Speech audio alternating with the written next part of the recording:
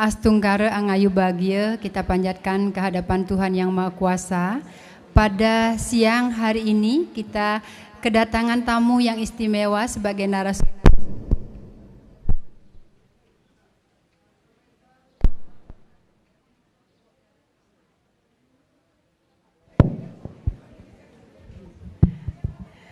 Sekali lagi, pada siang hari ini kita kedatangan tamu istimewa.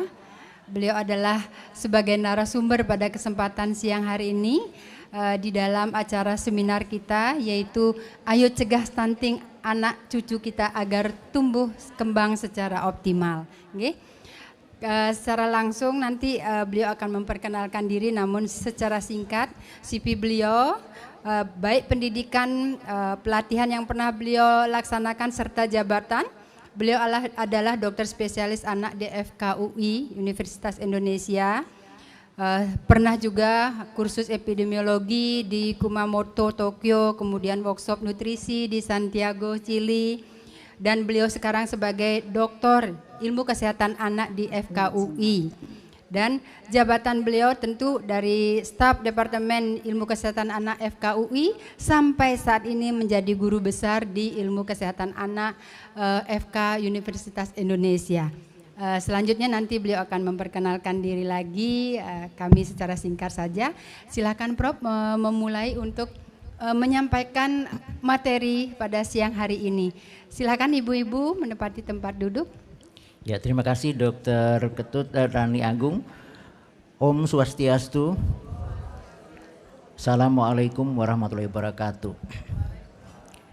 Jadi Bapak Ibu sekalian, kalau mendengar dari mulai pembacaan Seloka, terus Ketua WHDI, Bapak Dirjen Bimas, kemudian Bapak Ketua PHDI juga, kemudian dari Menteri, semua mengatakan bahwa peran ibu atau peran perempuan itu sangat penting. Itu betul sekali, nanti saya akan tegaskan lagi. Bahwa kualitas masa depan bangsa sebagian besar ditentukan mulai oleh perempuan, mulai dalam kandungan ibunya, dari rahim ibunya. Tepuk tangan dulu untuk ibu-ibu sekalian, Bang. Itu poin pertama. Kedua, saya ucapkan selamat hari ulang tahun pada WHDI, dan juga tadi ngobrol-ngobrol dengan Pak Suwartano ya, dari bahwa peran daripada ibu-ibu dalam kesehatan anaknya maupun masa depan bangsa itu sangat besar ya, dan program-program dari PHDI dalam rangka kesehatan maupun juga suntik sangat besar. Dan yang sangat menarik tadi Bapak Ketua PHDI itu sangat hafal 10 tugas pokok PKK. Itu peran ibu-ibu sangat besar sekali, sangat penting sekali ya. Tapi hari ini saya akan ambil salah satu, bagaimana saya akan mengingatkan kembali kita bersama-sama mencegah anak cucu keponakan kita jangan ada yang stunting. Itu ya. Baik. Saya yakin bahwa sebagian besar dari ibu sudah tahu apa itu stunting, tapi mungkin ada yang lupa atau ragu-ragu. Bagaimana menentukan anak kita ini stunting apa enggak? Ponakan kita gimana, cucu kita ya? Dan bagaimana dampak stunting jangka pendek, jangka panjang. Tadi Pak Suwartono juga bilang, katanya Bapak Habibie pendek juga enggak masalah ya, imut-imut ya, tapi prestasinya amit-amit. Nah itu kan beda ya. Nah sekarang bagaimana mencegah bagi yang sedang hamil, punya anak bayi supaya jangan sampai stunting. Kenapa demikian? Saya adalah ayah dari 3 anak ya, dua laki 1 perempuan, dan saya cucu dari 4 anak ya. Ada 2 laki-laki dan 2 perempuan. Nah kita mengingatkan tugas kita sebagai nenek, kakek, aa, teteh ya, itu berat sekali bagaimana mencegah mereka. Nah, saya ambil panduan yang paling sudah diakui di sini adalah pedoman dari Kementerian Kesehatan dulu ya. Bisa ngintip di sini. Pedoman Kesehatan. Dan saya akan mengajak ibu-ibu sekalian WHDI untuk menggunakan buku KIA. Ini sangat praktis, sangat mudah, nanti saya akan jelaskan kenapa. Nah, sekarang kita lihat apa sih stunting itu ya. Jadi stunting itu anak tuh sangat pendek atau sangat pendek ya, tapi di bawah standar tertentu. Standarnya adalah kurva WHO. Mulai ibu-ibu, alah ngapain sih repot-repot pakai standar WHO? Kita bandingkan aja anak-anak kita jejer. Nah kita lihat sekarang dari foto sederet ini di salah satu negara Afrika, kira-kira mana yang stunting? Pasti rata-rata nunjuk ini nih yang stunting ya. Ini juga anak-anak Indonesia mana yang stunting, pasti penunjuk ini. Kita lihat, kalau kita lihat begitu saja seolah-olah, nah kita lihat, kalau kita lihat slide kedua, bahwa ternyata ini semua stunting nih anak ini. Kenapa? Karena di bawah standar tinggi badan menurut WHO. Ini garis standar adalah ini, maka 3 ini anak yang stunting. Jadi pesan saya pertama, tanpa standar WHO kita bisa salah. Apa salahnya? Yang stunting dianggap normal, yang normal difitnah, dituduh stunting, ya. Padahal fitnah itu lebih kejam daripada tidak memfitnah, ya. Itu jadi gimana? Tetap kita gunakan standar WHO. Timbul debat lagi, kenapa mesti pakai WHO sih, kita pakai data kita sendiri.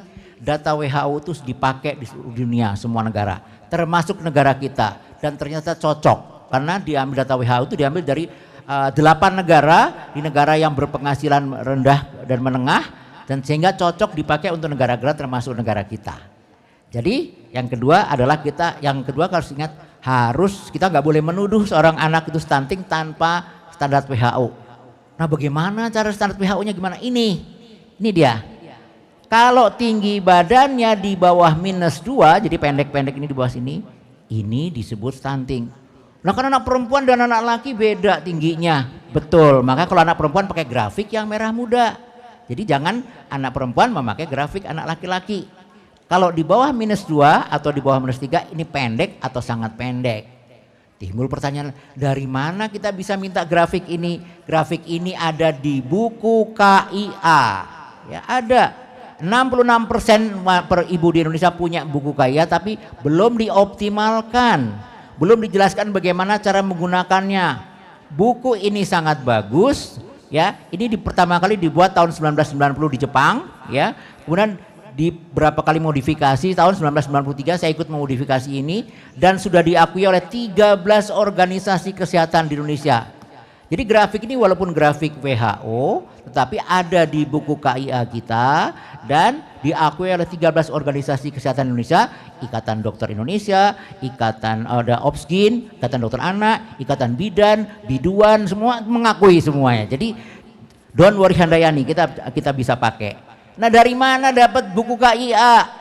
Bisa download dari Google. Oh, repot download.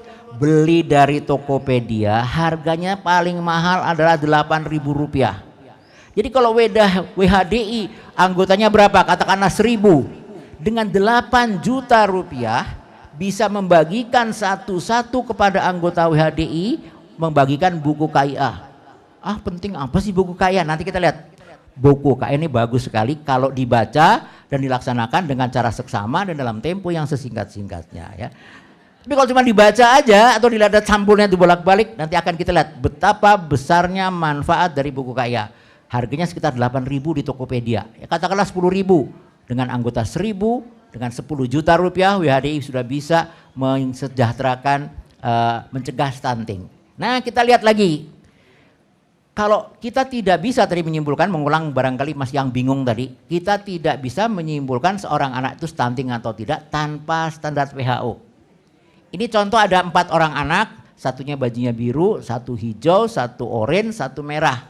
Yang biru 9, umurnya sama-sama 2 tahun, sama 2 tahun semua. Ini tingginya 90, ini tingginya 85, tingginya 80, 75. Ketika kita masukkan di grafik kurva WHO dan laki-laki, yang biru yang 90 cm ternyata tingginya normal. Alhamdulillah, dia masuk kolom ini. Jadi kalau kolom ini kolom yang normal. Anak yang hijau kolomnya juga normal. Tidak usah lihat warna garisnya. Yang penting kolomnya kolom yang mana, ya. Nah, anak yang baju oranye ternyata termasuk yang pendek. Yang merah ini sangat pendek padahal umurnya sama 2 tahun. Jadi jelas kita tidak bisa menuduh atau menyebut anak ini stunting kalau kita tidak menggunakan kurva WHO. Walaupun kita bisa memperkirakan, kita boleh memperkirakan jangan-jangan anak itu stunting, boleh. Tapi kemudian kita gunakan grafik WHO.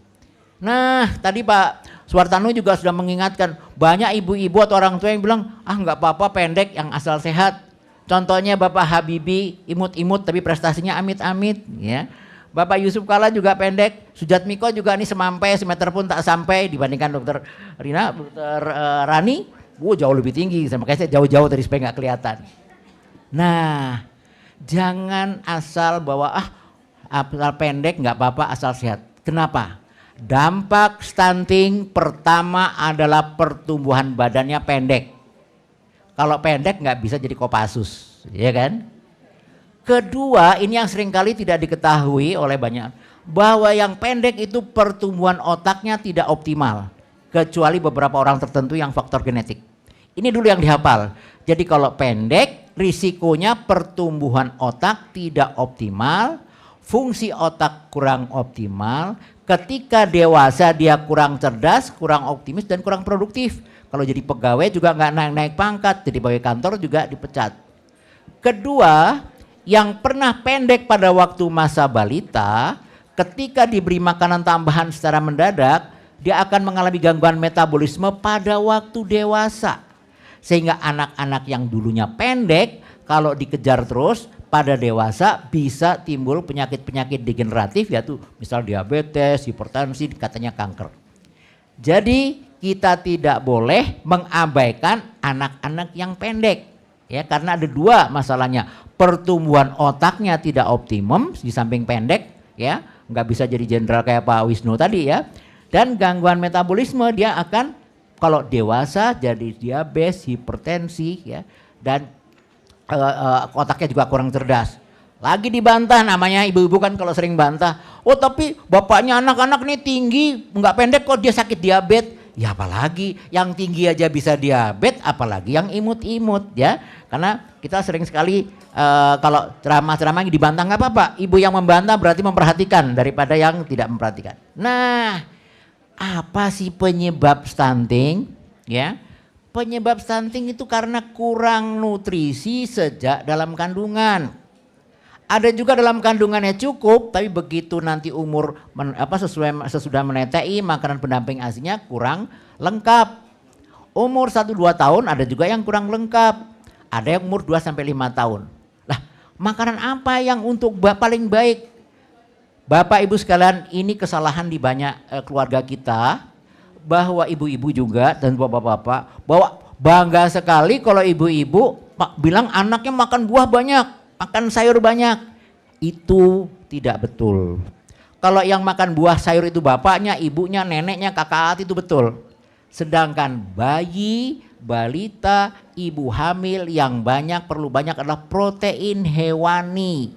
Protein hewani apa sih? Telur, susu, ikan apa aja, ikan pepes, ikan lumba-lumba, ikan apa ya, ayam, itik, ini. Jadi yang pesan yang ketiga Bapak Ibu sekalian, mulai sekarang, apalagi tadi betul sekali mulai remaja, banyaklah protein hewani. Protein hewani yang paling murah adalah telur. 1 kilogram telur sekarang berapa Dokter Ani? 24.000. Satu bungkus rokok berapa harganya? 25.000. Jadi kalau bapak-bapak ngerokok 1 hari 1 bungkus, itu sayang apa tidak? Sayang, rokok dibakar, uang dibakar, mendingan belikan telur 1 kilo untuk balitanya, untuk ibu hamilnya, ibu yang menyusui. Itu pesan ketiga. Jadi mulai sekarang bapak-bapak yang merokok, boleh merokok tapi jangan dinyalakan. 1 batang di mall dari pagi sampai hari itu hemat. Uangnya ditabung untuk beli telur. Ikan lele berapa sekilo dokter Ani? Telur. Ikan lele? 30.000. Tuh. Ikan lele bisa beli 1/2 kilo lebih, ya kan? Jadi mulai sekarang tolong ibu-ibu kampanye kepada bapak-bapak yang masih merokok, hentikan rokok, belilah telur, ikan lele, ikan apalah ya untuk anak cucunya. Nah, kalau kurang protein hewani, maka sistem kekebalan anaknya, ibu hamil, bayi, balita itu rendah. Akibatnya sering sakit, ya. Jadi kalau Bapak Ibu punya anak yang sering sakit, mungkin kurang telur, kurang susu, kurang ikan, pilih yang disukai anak. Yang anaknya nggak suka jangan dipaksa, ya.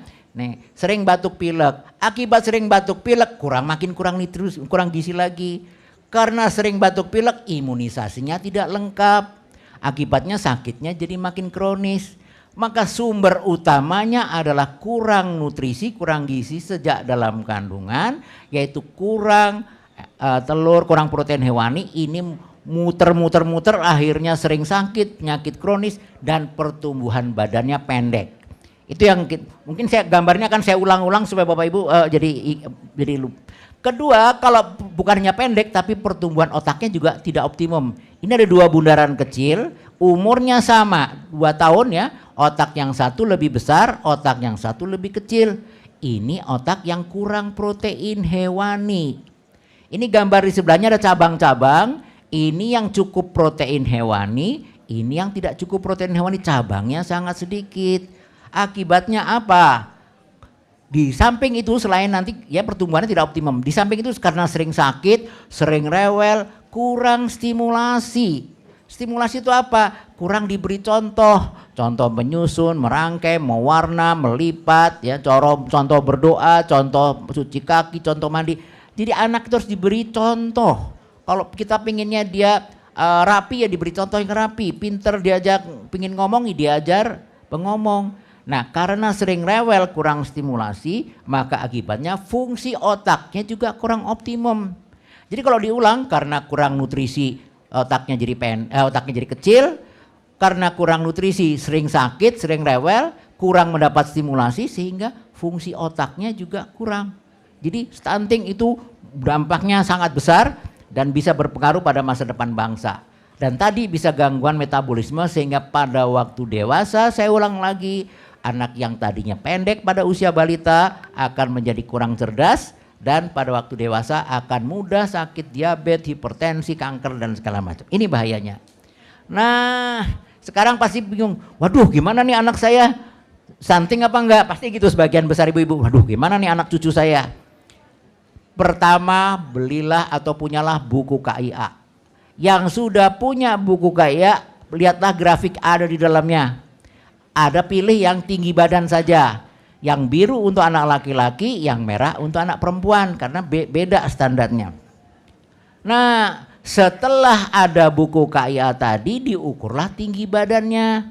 Kalau yang di bawah umur 2 tahun berbaring, kalau di bawah 2 tahun ke atas berdiri. Nah, timbul pertanyaan, saya nggak punya meterannya nih bagaimana? Bawalah ke posyandu, puskesmas, jangan ke pos hansip ya. Nanti akan diukur panjangnya oleh para ibu bidan, biduan dan perawat ya, diukur tingginya. Kemudian seperti tadi dimasukkan ke grafik kurva WHO masing-masing. Kita ulang lagi, tadi yang baju biru kita ukur dulu umurnya berapa, 2 tahun. Kita lihat, jadi pertama kali kita tanya anak itu umur berapa, umur 2 tahun, kita tarik garis pada titik umur 2 tahun, tarik terserah sampai berapapun bolehlah, tariknya kebablasan nggak apa-apa. Nah kemudian kita lihat tingginya berapa tadi ya, kalau Bu Bidan bisa tanya, Bu Bidan berapa tingginya? 90, kita tarik dari angka 90, ini tinggi badan, di sini tinggi badan, di bawah ini umur, kita tarik dari angka 90 cm, tarik ketemu garis umur ya, ini garis umurnya 2 tahun, ini tinggi badannya ketemu di sini titik. Kita lihat ini kolom apa? Kolom normal. Dari mana tahu normal? Ini ada keterangannya. Kalau -2 ya sampai +3 itu normal. Ini normal. Anak yang kedua umurnya sama-sama 2 tahun, 85 cm ya. Ini 2 tahun garis umur. Kemudian tingginya berapa? Kita ukur. Kita lihat ternyata masih normal nih anak 2 ini Bu. Ya, enggak stunting. Anak yang ketiga baru ternyata pendek. Ini umurnya 2 tahun, kita tarik garis sampai atas. Kemudian angka 80 cm tadi kita tarik ke kanan sampai ketemu garis umur. Kita lihat dia ada di kolom pendek, berarti stunted. Kalau yang baju merah lebih lagi, umurnya sama-sama 2 tahun ya, tingginya 75, dia sangat pendek. Nah kemudian waduh gimana, ternyata anak-anakku cucuku ini pendek nih, gimana, harus bagaimana? Jangan khawatir, konsul ke dokter. Kenapa? Tadi kita lihat bahwa pendek pada waktu balita memang harus segera diatasi ya. Nanti dokter anak akan mencari penyebabnya dengan menggunakan pedoman ini yang dibuat oleh Kementerian Kesehatan bersama organisasi profesi. Serahkan pada dokternya. Tetapi di rumah tetap Bapak Ibu masih bisa berusaha. Apa usahanya? Ya, dengan menambah nutrisi tadi, karena penyebab stunting akan dicari oleh dokter, apakah karena kurang nutrisi, karena kurang protein hewani, apa karena sering sakit, apa karena sering punya penyakit kronis, ya, itu dicari oleh dokternya, serahkan pada dokternya deh, nanti dokternya akan memberikan instruksi. Nah, pencegahan stunting mulai sejak dalam kandungan. Jadi nomor 1, nutrisinya, makanannya sejak dalam kandungan harus cukup. Bagaimana makanan ibu kandung? Nah, lihat buku KIA di halaman berapa nih, 19 kalau nggak salah. Ibu hamil pada bulan pertama makannya nasinya 5 porsi. Waduh, 5 porsi banyak amat, pasti banyak kan begitu, betul. Mula-mula memang sulit, tetapi pelan-pelan bisa. Telurnya 2 sehari, kok banyak amat? Betul, ini udah hasil penelitian bahwa kalau mau cukup protein untuk otak si bayi, badannya si bayi, ototnya si bayi, maka telurnya harus 2, ikannya 2 sehari, bukan sekali makan ya. Nanti bapaknya nggak kebagian ini kata 2 ya. Nah, kemudian ada snack, ada tambahan lagi buah dan sayur kita lihat. Setelah kehamilan trimester kedua ditambah lagi 6 porsi ya. Ikannya juga tetap 2.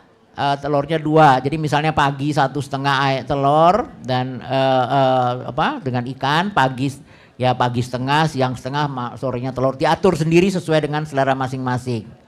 Kenapa ini penting? Karena protein hewani akan membentuk otak si anak. Pembentukan otak anak dimulai di dalam kandungan, terutama pada bulan-bulan pertama. Nah, bagaimana mengetahui cukup apa tidak nutrisinya? Ditimbang berat badan si ibu. Ada di buku KIA, ditinggal ditimbang, nanti bidan akan menjelaskan, oh berat badan ibu terlalu kurang, tinggal dibanyakin. Bapaknya ngalah ya, sementara puasa dulu nggak usah makan ikan, nggak usah makan ayam, bapaknya makan tempe tahu nggak apa-apa. Nggak bakal kurang gizi kalau bapak-bapak udah nggak bakal menciut lagi ya, jadi kalau ya. Nah, kalau bingung juga gimana, ikutilah kelas ibu hamil. Jadi para ibu hamil ikutlah ke puskesmas atau ke rumah sakit. Nanti di sana akan ditimbang, diukur tekanan darah, bahkan bagaimana mengatasi kesulitan-kesulitan setelah melahirkan. Ikutilah kelas ibu hamil. Di mana ada kelas ibu hamil? Di puskesmas ada, di rumah sakit ada, rumah sakit bersalin ada. Panduannya ada di buku KIA. Gak usah browsing-browsing kemana, karena buku KIA sudah diedit sesuai dengan kondisi Indonesia, ya sudah. Nah, kalau setelah melahirkan gimana? Ibu menyusui, makannya juga harus 6 porsi. Telurnya 2, ayamnya 2, ya, sayur buahnya ya diatur. Dan kenapa? Supaya ASINya cukup. Kalau makannya kurang ibunya, nah ASINya juga kurang. Ya. Nah, bagaimana kok bisa makan 6 porsi sehari? Datanglah nanti, nanti saya akan ya. Nah, sekarang kalau cucunya normal, mulai kapan kita mencegah stunting? Kalau bisa mulai umur 6 bulan. Karena setelah 6 bulan kan ASINya, bukan ASINya jadi jelek ya. ASINya tidak cukup. Karena saya mendengar ibu banyak yang keliru. Katanya kalau sudah 6 bulan ASI menjadi jelek. Tidak, ASINya kurang. Kebutuhan bayinya banyak, ASINya nggak akan mencukupi. Jadi 6 bulan mulai kita pantau nih tingginya ya. Ini anak umur 6 bulan, kita tarik garis ke atas. Kemudian panjangnya berapa? Oh, panjangnya adalah 65 cm. Masih normal, alhamdulillah ya, puji syukur kita ya. Nah, lalu gimana pemantauannya? Makanannya mulai 6 sampai 8 bulan, contohnya nasi putih 30 gram ya, kira-kira 1 mangkok, dadar telur 1 telur ya, jangan dikurangi, mentang-mentang dia masih dikurangin, separuh buat bapaknya. Udah, bapaknya bisa cari makan sendiri di rumah tetangga ya mungkin ya. 9 bulan juga ditambah lagi, tambah ikan tembung, ikan ya. 12 bulan ditambah ati ayam misalnya ya. Jadi variasi makan disesuaikan dengan selera anak ya, dengan budaya setempat dan apa yang ada di sekitar masing-masing. Dan jangan lupa timbang berat badannya. Kalau dia belum sampai umur 2 tahun berbaring, kalau sudah tahun berdiri.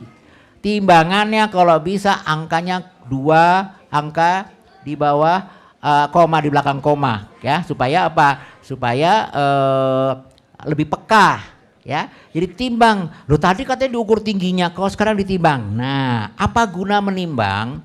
Kalau 3 bulan berturut-turut tidak naik, ada kemungkinan tingginya juga lama-lama tidak naik. Jadi Menimbang berat badan itu justru untuk mengenali secara awal, secara dini sebelum terjadi stunting. Kalau sudah terjadi stunting tadi yang tinggi badannya pendek atau sangat pendek, berarti kekurangan gizinya sudah lama. Udah mungkin 6 bulan lebih, 9 bulan, sehingga otaknya juga perkembangannya nggak begitu bagus. Jadi tinggi badan memang penting, tapi berat badan juga untuk mengetahui lebih dini. Naik apa enggak? Kalau enggak naik gimana? Kita tambah tadi proteinnya ditambah, lauknya dibanyakin ya. Lalu kita pilih yang sesuai dengan selera anak. Makan boleh 4 kali sehari. Waduh, kata nenek saya kalau sudah maghrib nggak boleh makan lagi. Itu zaman Belanda dulu. Kalau malam kan takut ada musuh ya. Jadi malam boleh makan. Masa ada bayi lapar nggak boleh makan malam-malam, itu kejam namanya. Malam lapar boleh. Jadi 4 kali sehari boleh ya. 5 kali boleh. Tidak ada. Nah, tapi jangan lupa lengkapi imunisasinya. Walaupun nutrisinya cukup, ya tidurnya cukup, tapi kalau kena penyakit, kalau tidak diimunisasi, kena penyakit, sakit yang ringan sampai berat, dia juga akan pendek karena energinya, proteinnya dipakai untuk melawan penyakitnya. Nah, imunisasi apa? Di balita itu ada imunisasi rutin panjang lebar nih ya, nanti bisa dilihat di posyandu atau di rumah sakit atau di klinik masing-masing. Kedua, jangan lupa cuman imunisasi bayi balita, anak sekolah SD kelas 1, kelas 2, kelas 5, kelas 6 ada imunisasi. Ini yang sering terlewatkan. Banyak orang tua bahkan dokter juga lupa mengingatkan ya. Dokter yang punya anak suka lupa bahwa usia SD kelas 1, kelas 2, kelas 5, kelas 6 juga harus diimunisasi tambahan lagi. Imunisasinya apa? Tanya di sekolah. Waduh, di sekolah kami nggak mau tuh imunisasi. Ya udah minta ke puskesmas ya atau ke dokter ke klinik. Jangan lupa juga lengkapi imunisasi COVID. Lu kan COVID sudah reda, sekarang reda. Tapi di negara Korea, Australia, Jepang, Taiwan masih tinggi. Kita 200 kasus per seminggu. Di Taiwan itu 4.000-an, ya. Di Jepang itu masih 40.000 kasus baru. Artinya kita tetap waspada. Selain kita pakai masker kalau berkerumun di tempat tertutup, juga imunisasi. COVID anak umur 6 sampai 17 tahun harus 2 kali. Anak 18 tahun sampai lansia kalau bisa 4 kali. Ini salah tulisnya nih, 4 kali. Yaitu booster 2 kali dan primer 2 kali. Itu. Jadi bagi Bapak Ibu yang sekalian yang belum imunisasi 4 kali segera. Sekarang mumpung vaksinnya lagi ada. Vaksin ini berebut seluruh dunia. Ya, terbatas sekali dunia. Kita berebut, kita di samping kita sendiri juga membuat. Saya salah satu yang ikut uji klinik vaksin COVID buatan Bio Farma. Jadi mumpung ada tersedia segera berbondong-bondong. Yang 18 tahun ke atas harus sudah 4 kali. Kalau kurang dari itu jangan. Nah, yang ketiga, selain cukup nutrisi protein, selain lengkapi imunisasi, juga sering distimulasi. Apa sih distimulasi? Kok anak kok distimulasi apa disetrum?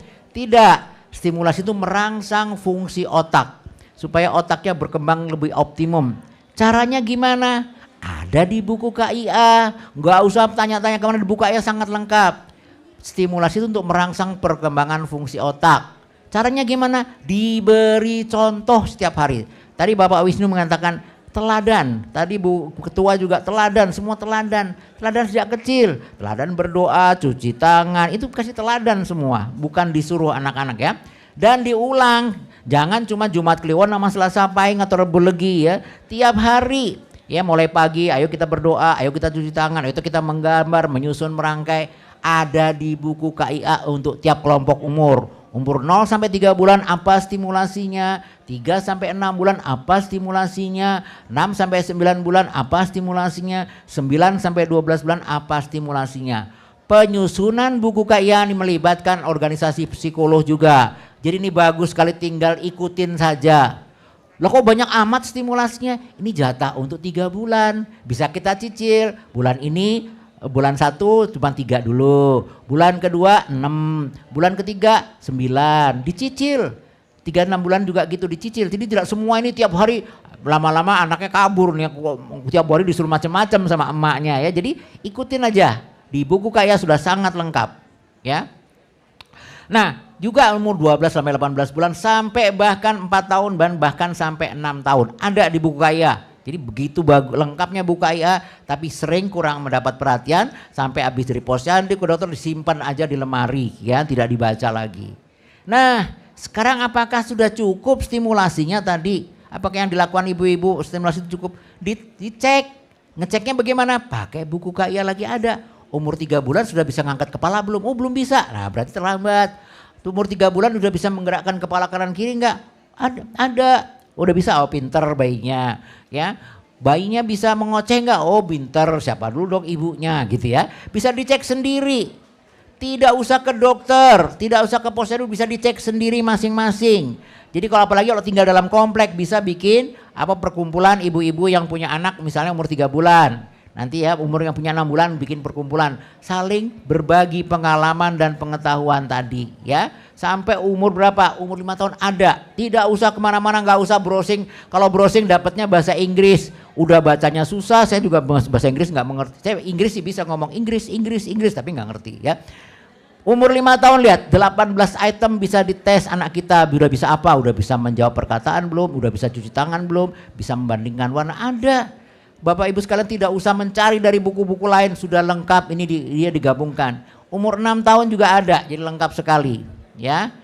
Nah jadi bapak ibu sekalian, intinya kalau ingin anak kita tidak stunting, nutrisinya dilengkapi mulai dalam kandungan. Waduh, waktu hamil saya lupa, saya belum tahu anaknya umur berapa, umur 1 tahun. Nah tinggal ikutin di panduan di umur 1 tahun di buku KIA. Waduh anak saya udah umur hampir 2 tahun, lihat buku panduan buku KIA untuk 2 tahun. Waduh anak saya sudah hampir 5 tahun, ada di buku KIA.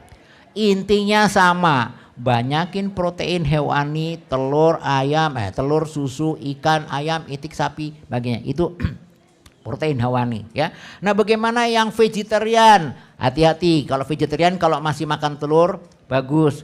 Kalau vegetarian, full vegetarian lebih baik konsul ke dokter gizi. Karena ada protein-protein khusus yang bisa menggantikan protein, tapi tentu tidak sebaik kalau protein hewani. Hati-hati ya.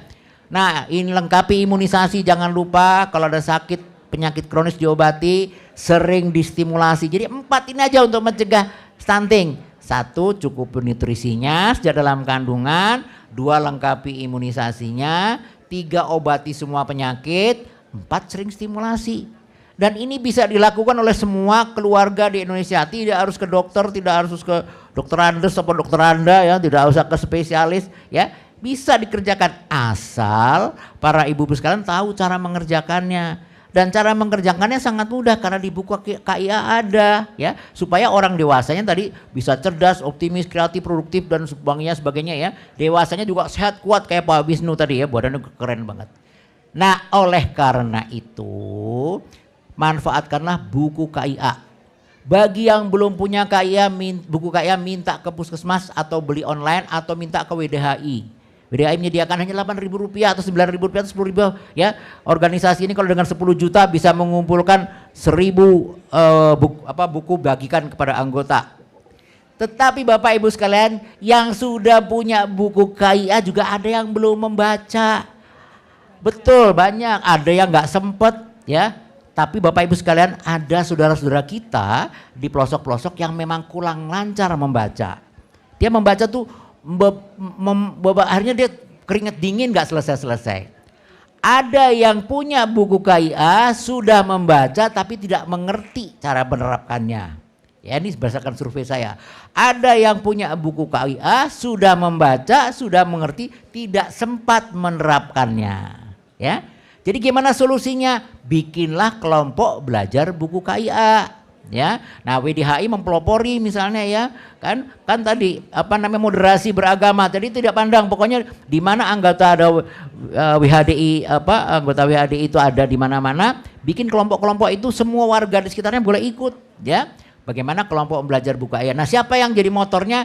Undang bidan atau bukan jangan biduan ya, bidan dari puskesmas atau perawat, dia menjelaskan, dia memberi contoh supaya pulang nanti ke rumah anggota WHDI bisa menjadi motor daripada itu.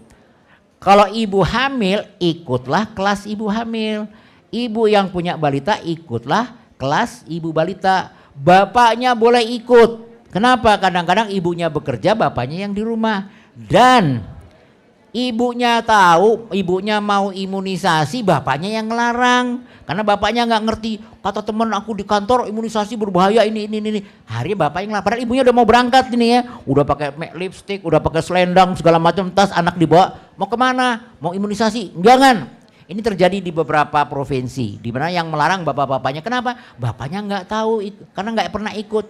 Jadi bapak-bapak juga boleh bikin kelas ibu balita, kelas bapak balita, ya WHDI bersama PHDI bersama-sama untuk bikin supaya apa? Supaya jangan terjadi stunting anak-anak kita, saudara-saudara kita yang di luar sana. Saya yakin bapak ibu sekalian di sini anaknya nggak ada yang stunting ya, kecuali ini saya dulu stunting, tapi ternyata faktor genetik. Nah, ada satu penutup lagi tadi. Pak Suwartanu mengingatkan bahwa ada orang tua yang biarin pendek kok buktinya Pak Habibie pendek. Betul. Beberapa persen, mungkin antara 2,5% sampai 5%, ada yang pendek memang karena faktor genetik, faktor turunan, bukan faktor tanjakan. Nah, kalau pendek karena faktor turunan, tapi proteinnya cukup, distimulasi cukup, imunisasi lengkap, ya bisa jadi wakil presiden, jadi presiden, ya, jadi Sujatmiko. Saya juga pendek nih, ya. Jadi demikian Bapak Ibu sekalian. Mudah-mudahan ada manfaatnya. Pertama, belilah buku KIA, punyailah buku KIA, baca, bekerja, diikutin, dilaksanakan setiap hari. Dan kalau belum tahu, belajarlah bersama-sama. Pertama, untuk mencegah stunting hanya 4 rumusnya. 1, cukupi nutrisi sejak dalam kandungan sampai bayi berumur 5 tahun. Itu yang pertama, karena perkembangan otak yang optimum sebenarnya sampai 3 tahun sebenarnya, ya.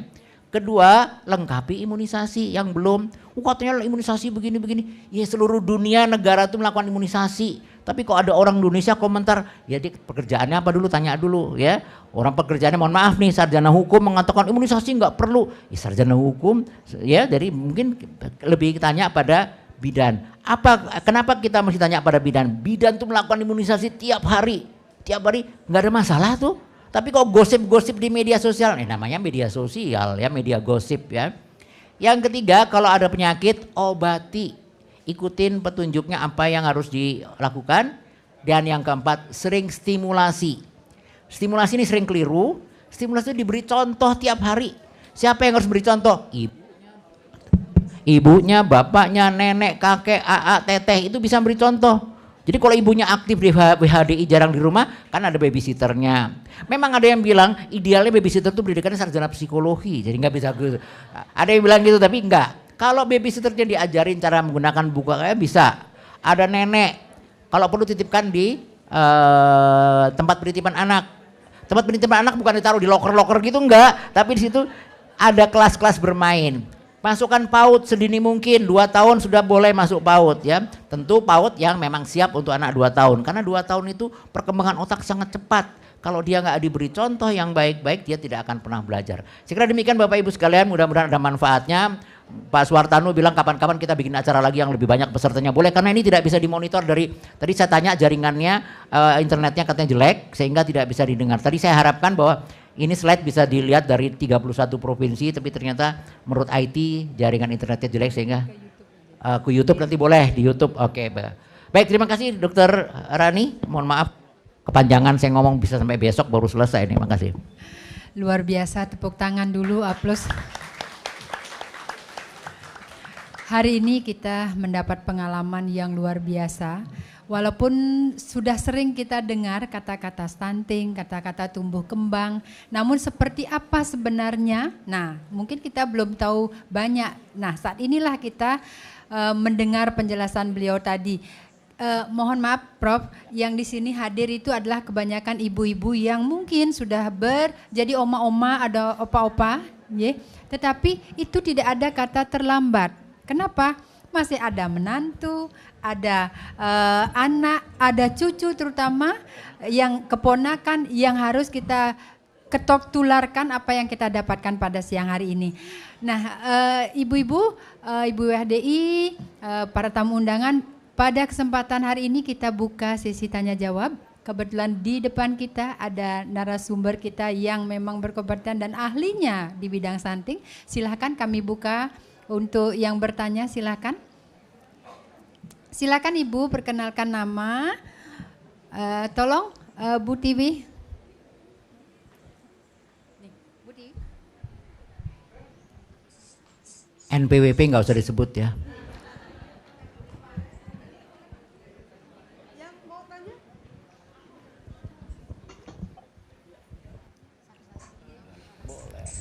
Oke. Om Swastiastu, selamat pagi Prof. Untuk penjelasannya sangat menarik sekali Prof. Kebetulan saya punya 3 anak, ya Prof ya. Sudah 19, 14 dan 11 tahun. Ada yang perempuan nggak Bu? Bukan saya mau ngambil jadi menantu enggak? Ada dok, pertama perempuan. Ya, kedua laki-laki, ketiga laki-laki. Tapi ini anak saya tuh dengan artinya treatment dari awal yang sama, DSA sama, dokter kandungannya juga yang pertama aja dok yang beda. Karena dokternya yang pertama udah sepuh banget gitu kan. Kemudian ini hasilnya tuh berbeda juga dok, bedanya tuh terlalu random jauh sekali. Jadi yang pertama itu 155, yang kedua 177 umur 14 tahun, yang ketiga itu 133, 34 itu 11 tahun. Nah yang jadi masalah tuh kayak yang kecil dok. Yang kecil itu 133, beratnya itu cuman 27-an dok. Gitu. Apakah masih ada solusinya? Karena kalau untuk makan minum dari sejak MPASI itu dia semua biasa aja. Nggak ada istilahnya namanya gangguan makan tuh nggak ada dok. Tercerna baik, nggak susah makan juga nggak dok. Gitu Prof. Makasih. Enggak.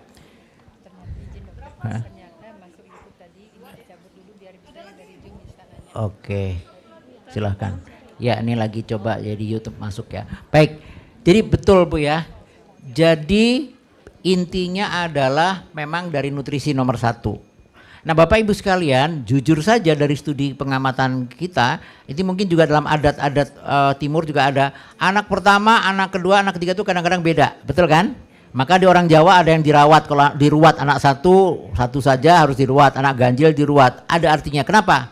Anak pertama biasanya ibunya, bapak ibunya masih muda, mohon maaf ya mungkin nggak semua ya, penghasilannya juga masih pas-pasan. Ya, pengetahuan tentang kesehatan juga mungkin masih pas-pasan, kesempatan ke dokter juga pas-pasan. Mungkin anak ibu ini enggak ya ibu itu, tapi banyak kejadian kenapa sehingga anak pertama itu agak terlantar. Tetapi sebaliknya ada juga anak pertama berlebihan karena neneknya ngasih macam-macam karena ya kalau kebetulan penghasilannya cukup. Jadi dalam satu keluarga walaupun bapaknya sama, ibunya sama, belum tentu tingginya sama, belum tentu gantengnya sama, belum tentu nasibnya sama. Nah bagaimana solusinya? Tiap anak punya masalah sendiri-sendiri, tiap anak harus kita bereskan masalahnya. Jadi untuk anak ibu tadi yang pendek, coba yang beratnya kurang, coba ke dokter lagi, cari penyakit kronis ada apa tidak. Kemungkinan ada penyakit kronis yang tersembunyi yang nggak kelihatan. Oh dia sehat-sehat saja, betul mungkin dia gembira, tapi kita lihat nanti, periksa, cari kenapa ya. Di samping coba usahakan terakhir dikasih obat cacing kapan Bu? Ya alhamdulillah kalau 3 bulan. Kalau jarang dikasih obat cacing itu mungkin bukan cacing lagi tapi udah jadi dinosaurus ya. Dia makannya jadi makanan dimakan sama cacingnya itu. Jadi pertama matikanlah cacingnya, kita matikan dulu, kita kasih makanan yang lebih banyak lagi. Kedua kita cek penyerapannya bagus apa tidak, kita timbang. Nah kalau orang tua agak susah mau nilainya, konsultasikan ke dokter. Kenapa gitu. Tadi kenapa saya tanya anak perempuan? Sekali lagi dari tadi pagi yang baca seloka sampai lagu himne yang oleh Pak siapa? Pak Suwarto. Pak Bagus ya. Itu wanita tuh penting peran sekali. Jadi kalau kita boleh prioritas justru anak perempuan. Kenapa? Kalau dia kurang zat gizi sejak remaja, maka ketika dia hamil menjadi ibu juga kurang gizi untuk dirinya sendiri dan untuk bayinya. Cucunya juga begitu. Jadi maka prioritaskan, kalau suruh milih anak perempuan dulu kita prioritaskan. Padahal berbeda dengan budaya kita kan. ya sekolahnya malah dikalahkan. Anak perempuan itu mohon maaf besar-besarnya Bu ya, menstruasi tiap bulan, itu zat besi dibuang. 27% remaja kita kurang zat besi ya, tapi jangan dikasih sekrup, jangan dikasih paku ya, dikasihlah protein hewani atau tablet tambah darah ya selama 100 hari. Tablet tambah darah seminggu 3 kali kalau nggak salah ya. Jadi pemerintah kita sangat baik, disediakan gratis.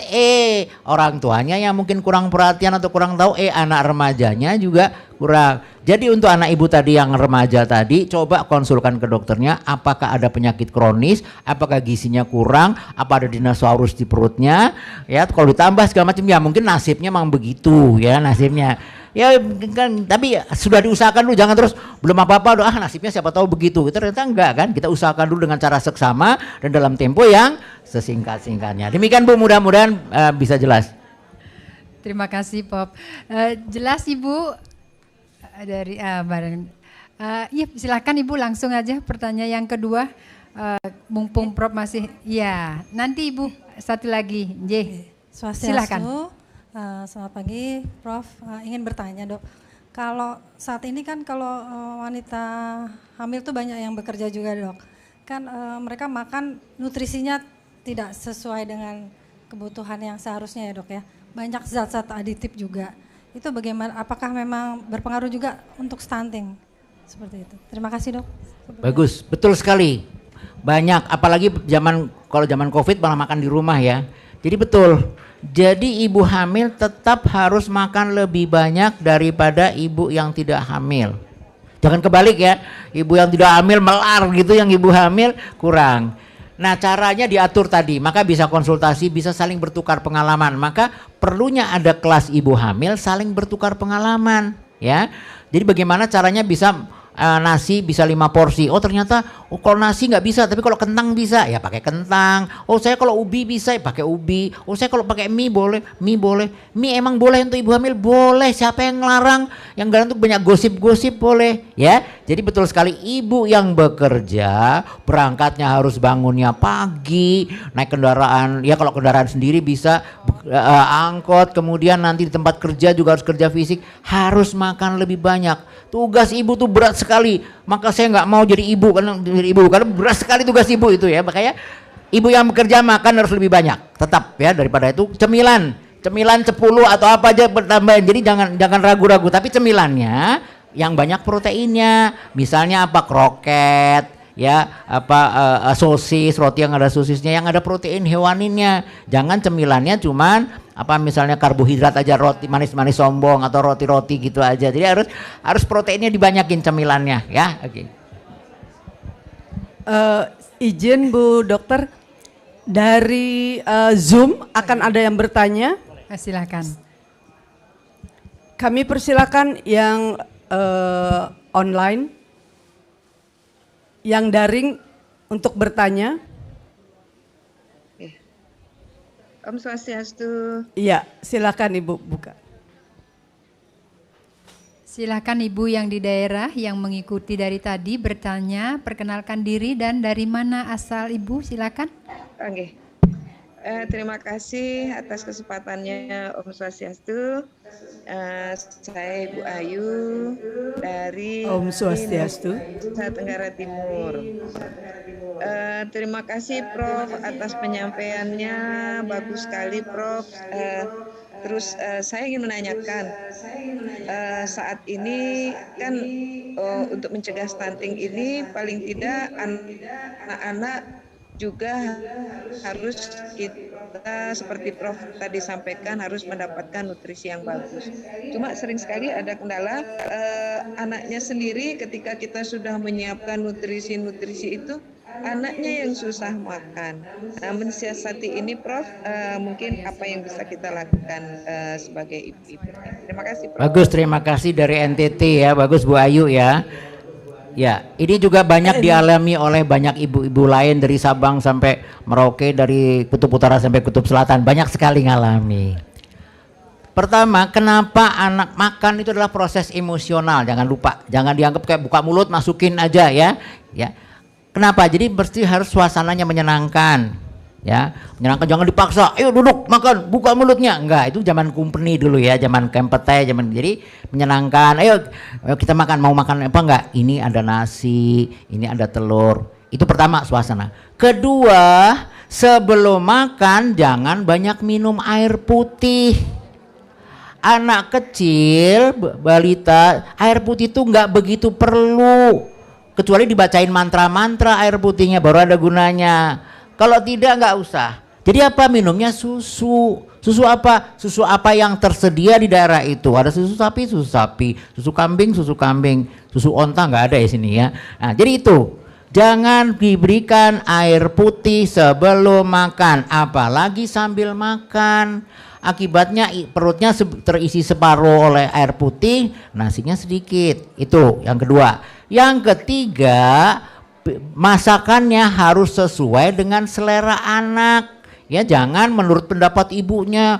Saya baca di Google itu anak perlu kalori sekian, lemak sekian begini. Tapi mama kayak ya udah mama aja yang makan ya gitu ya. Jadi pilih yang selera anak. Catat aja di rumah. Oh, dia sukanya makan telur dadar, bikin telur dadar. Tapi komentar ibunya apa? Masa nggak bosen kok telur tiap hari? Anak yang nggak bosen, yang bosen ibunya. Itu terjadi. Jadi biarkan kalau anaknya suka. Jadi tiap hari makan telur bisa bagus itu proteinnya bagus. Nanti bisulan enggak. Bisulan itu karena dia mandinya kurang pakai sabun. Bisul itu ada kuman masuk ke dalam kulit ya. Jadi mau makan satu hari, tapi jangan banyak-banyak. Satu hari 2 masih boleh ya. Anak balita ya, bayi balita 2 sampai 3 boleh telur. Pagi telur, siang telur, boleh, siapa yang ngelarang? Nggak ada keputusan menteri manapun yang melarang itu ya, jadi nggak ada. Jadi boleh, pilih sesuai dengan selera anak. Ada yang sukanya makan ikan belut, boleh ya, sesuaikan dengan apa kesukaan anak dan apa sumber yang ada di sana. Buah sayur boleh tapi sedikit saja, karena dibutuhkan cuma sedikit. Untuk bayi balita yang dibutuhkan banyak adalah protein hewani. Protein nabati, tempe, tahu boleh tapi sedikit karena kebutuhannya sedikit. Apa bedanya? Protein hewani asam aminonya lebih lengkap sehingga dia untuk pertumbuhan otak, otot itu lebih bagus. Protein nabati, tempe, kedelai lumayan bagus tapi juga protein asam aminonya kurang lengkap. Jadi dikombinasikan dua-duanya. Banyakin protein hewani ditambah sedikit protein nabati. Protein nabati itu tempe, tahu ditambah dengan buah sayur sedikit. Mudah-mudahan anaknya bisa prestasinya amit-amit. Gitu, terima kasih Bu Ayu dari NTT, bagus sekali. Iya, terima kasih. Prof. Ya, luar biasa penjelasan Prof. Terima kasih Bu Ayu dari NTT. Satu lagi dari kita. Ibu Ketumat. Silakan Ketua Panitia. Selamat siang Prof. Terima kasih banyak informasinya. Amat sangat menarik sekali walaupun saya sudah tidak punya anak kecil lagi, Dok. Saya oma dari 1 cucu. Tadi saya sempat bicara dengan dokter sebelum seminar dimulai. Cucu saya umur 1 tahun 2 bulan itu juga susah sekali makan, Dok.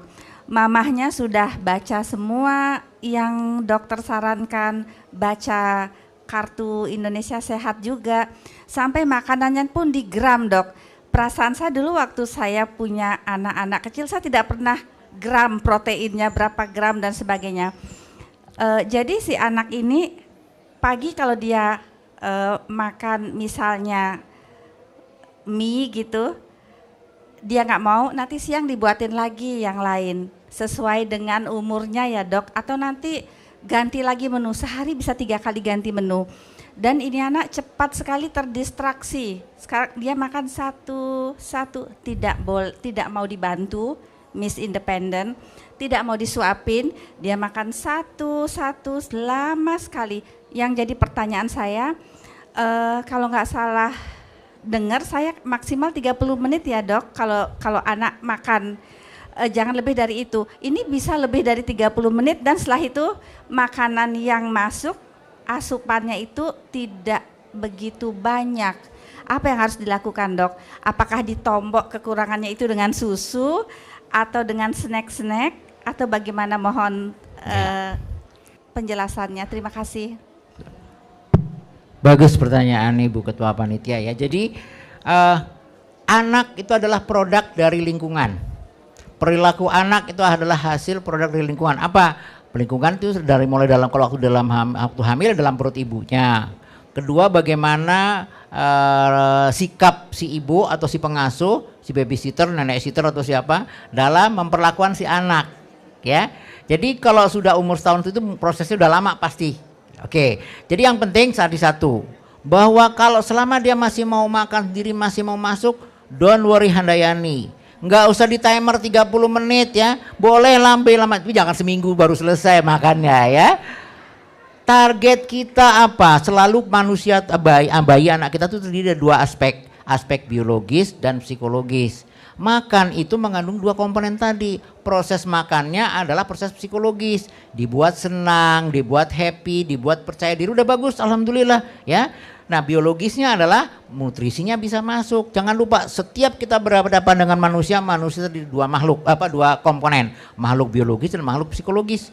Jadi anak jangan hanya dipertimbangkan, oh ini nanti makanannya kurang, ditimbang aja beratnya. Selama beratnya naik, anaknya happy, don't worry Handayani. Manusia bukan robot, tidak harus 30 menit. Kalau 31 menit gimana? 29 menit? Enggak begitu. Tiap anak individual sekali. Ingat, orang Chinese juga bilang ada sionya apa, sio macan. Orang Jawa bilang wetonnya apa. Orang Yunani bilang ada ini tipe Pisces. Jadi beda-beda. Yang penting anaknya happy, makan bagus, tidur tenang, kemudian berat badan selalu naik. Don't worry Handayani. Mau ditambah susu juga boleh. Susu apa? Pilih susu yang anaknya mau. Jadi susu yang baik untuk bayi, untuk anak tuh pertama anaknya suka. Kedua beratnya naik. Dia nggak muntah, nggak mencret. Dan orang tuanya mau belikan. Itu susu yang baik. Iya, karena ada yang susunya bagus tapi waduh mahal banget. Makanya kalau ada ASI, Bapak Ibu sekalian masih banyak atau ada orang yang keliru. Oh, kalau dikasih, saya mau kasih ini aja deh susu formula ini. Aslinya ada. ASI sama susu formula bagusan mana sih? Mulai mikir dia. Belum ada pernah susu di dunia yang sama dengan ASI, apalagi lebih bagus. Yang sama komposisinya nggak ada. Jadi selama ada ASI optimalkan ya. Dipompa boleh, kalau perlu pakai jet pump, pakai sanyo boleh. Yang penting jumlahnya cukup untuk anaknya happy. Itu nggak masalah. Jadi tadi cari penyebabnya apa? Setiap semakin dipaksa dia harus duduk teratur, ngadep ke situ, dia makin nggak suka. Tiap anak berbeda strategi dalam cara memberi makannya ya. Tidak bisa dipaksa ya. Mungkin join dengan anak tetangga bareng-bareng gitu malah bisa ya. Join makannya bareng kan hemat tuh, nebeng tetangga. Jadi cari penyebabnya, kalau perlu konsul lagi ke dokternya dan konsulnya jangan lupa masalah psikologi dari ibunya sendiri. Jangan-jangan ibunya namanya terlalu banyak tuntutan, demandnya terlalu banyak, pinginnya tuh. Apalagi semakin tinggi pendidikannya ibunya tuh kadang-kadang pengen anaknya begini, anaknya begitu. Ya si anak bilang ala emak aja yang begitu, jangan saya gitu kan. Anak tuh punya nasib beda-beda, punya kepribadian beda-beda, punya kecenderungan beda-beda. Jadi tiap anak-anak beda-beda. Ya. Makanya susah jadi ibu, makanya saya nggak mau jadi ibu, deh berat gitu kan jadi ibu tuh. Udah Prof, saya saja yang jadi ibu. Mungkin Prof, satu lagi pertanyaan dari, monggo silakan satu lagi ya. Ya kan? Oh siap. Oh, maaf. Yang di sebelah sisi, ya silakan Bu Agung silakan. Karena yang dari sisi sini tadi sudah 3 kali nggih. Silakan yang sisi kanan, silakan. Om Swastiastu, Prof. Saya mau menanyakan tentang makanan. Kebetulan saya punya cucu. Cucu saya sukanya nugget sama sosis sama ekror. Nah, sama tempe gitu dok. Nah terus sayur-sayuran nggak suka. Bagaimana tuh dok? Boleh nggak kalau sering-sering makan sosis, makan nugget dan makan ekror? Dengar-dengar saya ada yang bilang katanya kalau makan sosis, nugget, ekror cu nggak bagus dari otak dan dari pertumbuhan. Nah terus bagaimana cara penanggulangannya itu dok? Saya mohon penjelasannya. Terima kasih. Ya terima kasih Bu. Sosis, nugget sama ekrol ya. Anaknya sekarang beratnya berapa? Umurnya berapa? Cucunya berapa? Cucunya umurnya berapa sekarang? Berapa? Kelas 4 SD, beratnya berapa kintal? 10 tahun. 9, nomor 9, tapi beratnya saya belum ngukur dok. Oke, ya udah. Tingginya nanti diukur. Baik. Jadi sebenarnya gini, sosis, nugget, egg roll kan mengandung telur. Iya. Sosis juga berasal dari protein ya, dipotong-potong. Ya asal sosis sosis bener ya, jangan kadang-kadang ngebohong. Kebanyakan tepung. Nugget juga dikit kalau ada. Kita kalau dia suka makannya banyak, biarkan aja, kita timbang beratnya. Kalau naik terus, ya nggak masalah. Tingginya naik terus, ya udah nggak ada masalah. Lanjutkan dengan cara seksama dalam tempo. Tapi yang saya ikutin karena dia senangnya begitu tempe sama ya ekror gitu aja. Boleh, nggak masalah. Yang tadi timbang beratnya, ukur tingginya selama anak dan prestasi sekolahnya gimana, akademisnya bagus, dia berteman bagus. Ya udah biarkan saja ya. Tiap anak punya kecenderungan beda-beda. Ya, asal tadi. Dan ekrolnya juga banyak, jangan susunya cuma sedikit ya, Enggak dok, banyak 3 sekali makan, 3 sekali makan 3 dok. Berat nanti ukur, besok cucunya telepon suruh timbang berat badan, ukur, beli buku KIA dari Tokopedia, ukur tingginya, kalau semua normal, don't worry Handayani. Nah, makasih. Buah-buahan bagaimana? Jangan dikasih buah-buahan, sayur-sayuran Bu. Buah-buahan jarang dok, nggak mau. Jangan, buah beneran. Buah beneran, nggak mau. Kalau buah-buahan, mau sayur-sayuran, mobil-mobilan tuh plastik ya. Dikasih buah dan sayur ya. Oke. Terima kasih. Mungkin cukup nggak ibu-ibu untuk kesempatan pada siang hari ini. Prof sudah dari pagi menemani kita di sini, luar biasa apa yang siapnya. Luar biasa, beliau telah menemani kita dan berbagi ilmu pengetahuan. Walaupun di sini banyak yang oma-oma, bahkan ada yang opa, mungkin akan bisa diketok tularkan kepada anak, menantu, terutama cucu-cucu kita, supaya kita bisa mencegah stunting untuk membentuk anak cucu kita tumbuh kembang seoptimal mungkin.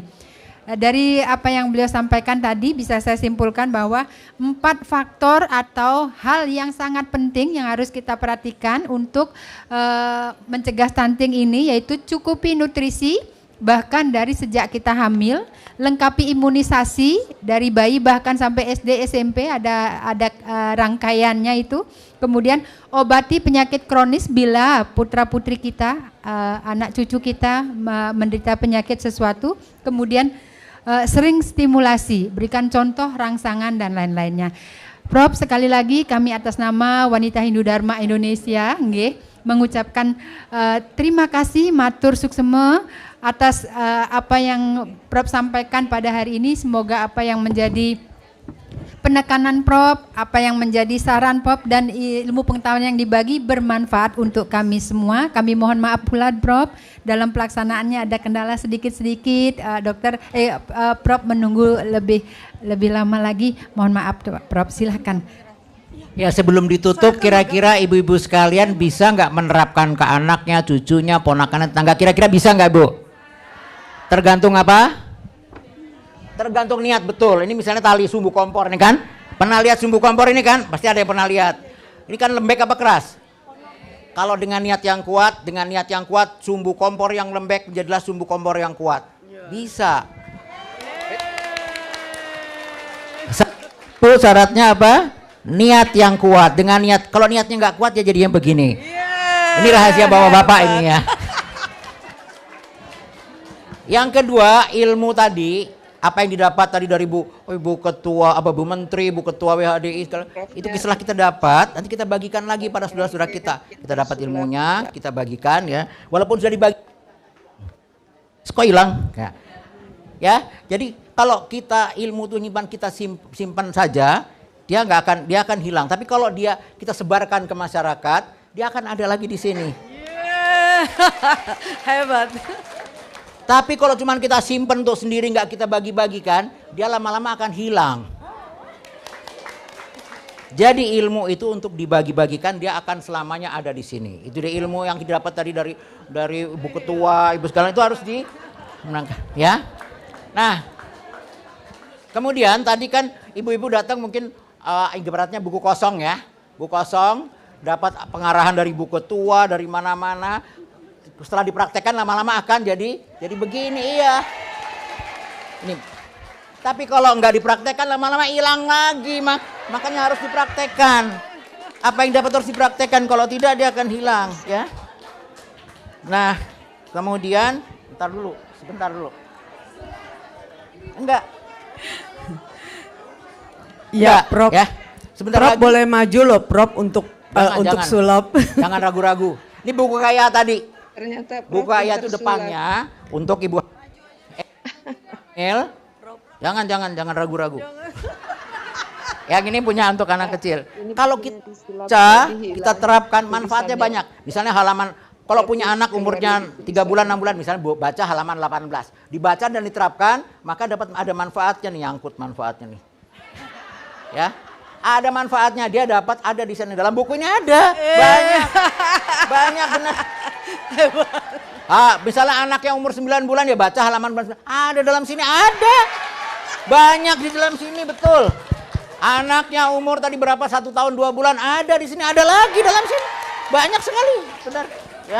Ya tergantung anaknya berapa lah, ada juga di sini pokoknya. Dalam sini tuh banyak sekali manfaatnya. Kalau tadi nggak percaya boleh beli ya di itu.